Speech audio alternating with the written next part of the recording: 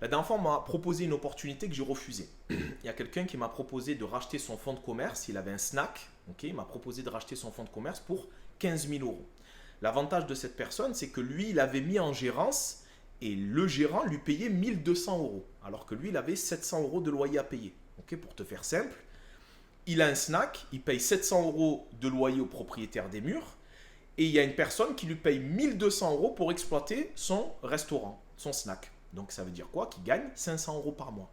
Moi qui suis dans l'immobilier halal, bien sûr, je précise, investir 15 000 euros pour encaisser 500 euros par mois, c'est super intéressant. Maintenant, pourquoi j'y suis pas allé? Parce que j'y connais rien dans le monde du snacking et de la bouffe en général. Et donc j'avais peur de me dire, ouais, mais si demain je me retrouve avec quelqu'un qui ne veut plus être gérant et que je trouve pas un gérant derrière, j'ai quand même 700 euros à sortir de ma poche. Et en fait, c'est là où j'ai réalisé que McDonald's n'est pas dans le business de la restauration. Ils sont dans le business de l'immobilier. Et ça, on le voit dans le film qui retrace un peu l'histoire de McDonald's qui s'appelle le fondateur. Voilà, c'est ça. Et en fait, on voit cette scène où il dit, mais vous n'êtes pas dans le business de la restauration, vous êtes dans le business de l'immobilier. En fait, McDonald's enseigne à ses locataires comment faire assez d'argent pour être sûr de toujours être à jour de leur loyer.